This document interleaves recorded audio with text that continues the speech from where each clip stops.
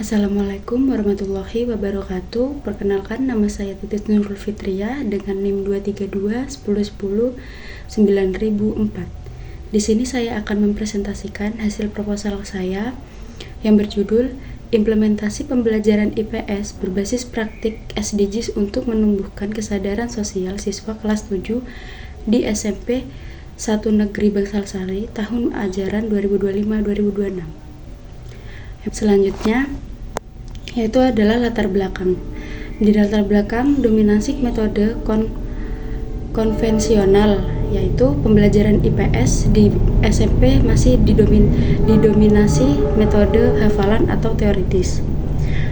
Pembuatan pengalaman belajar kurang terhubung dengan realitas sosial dan membatasi internalisasi nilai sosial seperti empati dan tanggung jawab. Tuntutan SDGs yaitu pendidikan dituntut untuk membentuk kesadaran sosial dan kemampuan bertindak dalam isu keberlanjutan global. Yang selanjutnya itu ada GAP penelitian. Studi lain melanjutkan potensi pembelajaran berbasis praktik SDGs, tetapi penelitian tentang kualitas proses dan dampak pada siswa SMP kelas 7 yang berada pada tahap awal perkembangan remaja dalam konteks masih terbatas. Selanjutnya yaitu ada urgensi penelitian, membongkar bagaimana pendekatan berbasis praktik SDGs diterapkan dan sejauh mana proses ini secara bermakna bertumbuh kesadaran sosial siswa di SMP Negeri 1 Bangsalsari. Selanjutnya yaitu ada fokus penelitian. Fokus penelitian yang pertama, bagaimana bentuk kesadaran sosial yang muncul pada siswa selama mengikuti pembelajaran berbasis praktik SDGs. Yang kedua, ada bagaimana perencanaan pembelajaran IPS berbasis praktik SDGs untuk disusun oleh guru dalam konteks kelas 7. Selanjutnya yaitu ada penelitian, tujuan penelitian. Yang pertama yaitu mendeskripsikan dan mengevaluasi perencanaan, pelaksanaan, dan evaluasi pembelajaran berbasis praktik SDGs oleh guru. Yang kedua, ada mengidentifikasi bentuk keterlibatan, pengalaman belajar, dan pemahaman siswa terhadap isu-isu sosial dan keberlanjutan. Yang ketiga, ada analisis perubahan dan perkembangan kesadaran sosial sebagai siswa berdampak dari keterlibatan mereka. Selanjutnya yaitu ada manfaat penelitian. Yang pertama ada manfaat teoritis, memperkaya literatur integrasi SDGs dalam pendidikan IPS untuk memperkuat sustainability awareness. Yang selanjutnya yaitu ada manfaat praktis oleh guru, yaitu sebagai model perbaikan perencanaan pembelajaran untuk siswa, membantu menumbuhkan empati dan tanggung jawab sosial. Untuk sekolah, rekomendasi perkembangan program pendukung SDGs. Dan manfaat bagi peneliti yaitu sebagai rujukan penelitian berikutnya, memperdalam keterampilan analisis kualitatif, refleksi terhadap praktik pendidikan, serta mengembangkan instrumen untuk mengukur kesadaran sosial siswa. Selanjutnya yaitu ada kajian terdahulu.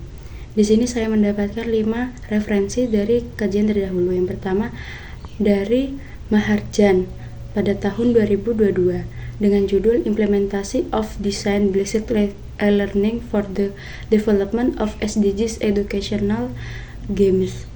Ringkasannya yaitu mengembangkan permainan edukasi berbasis desain berbasis e-learning DBL untuk mengajarkan konsep SDGs yang membuktikan meningkatkan keterlibatan dan pemahaman peserta. Untuk GAP penelitiannya berfokus pada pengembangan alat media sedikit nilai dampak jangka menengah pada kesadaran sosial dalam konteks mata pelajaran IPS di SMP.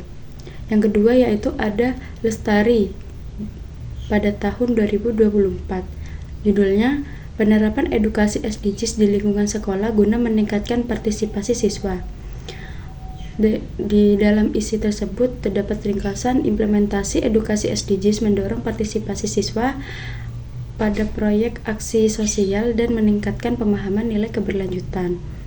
GAP penelitiannya menekankan partisipasi umum kurang dalam pada proses perencanaan praktik spesifik di mapel IPS dan mekanisme perubahan sikap sosial di kelas 7.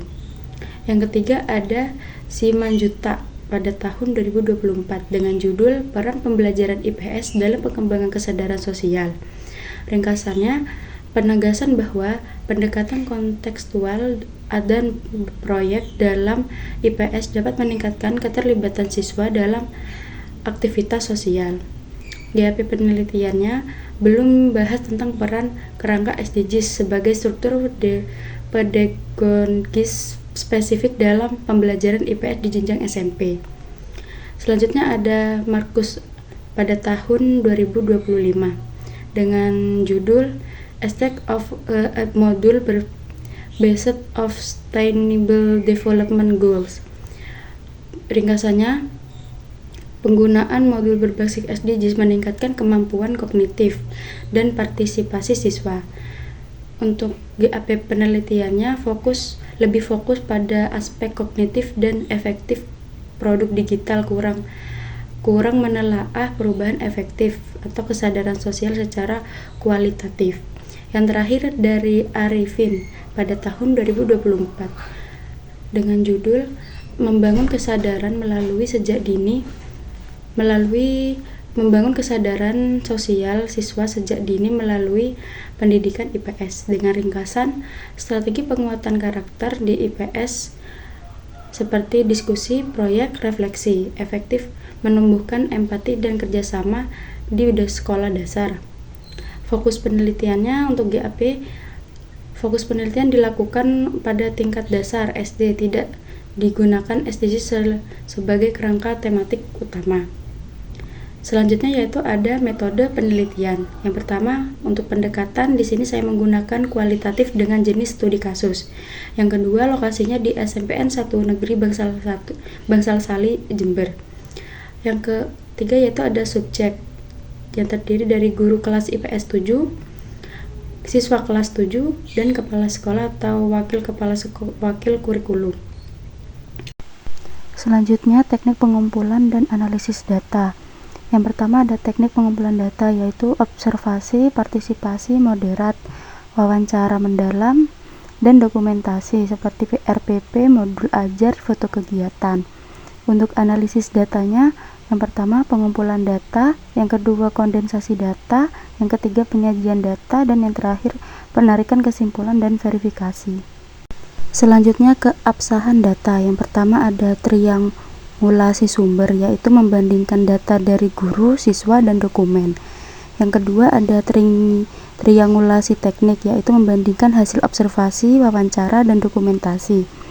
Yang ketiga ada member check, yaitu memvalidasi interpretasi data kepada informan. Perpanjangan keikutsertaan, yaitu peneliti menghabiskan waktu lebih lama di lapangan untuk memahami kondisi natural. Selanjutnya yaitu langkah-langkah penelitian. Yang pertama menyajikan temuan, yang kedua pembahasan berdasarkan teori, yang ketiga menyusun kesimpulan dan implikasi penelitian. Sekian dari saya. Wassalamualaikum warahmatullahi wabarakatuh.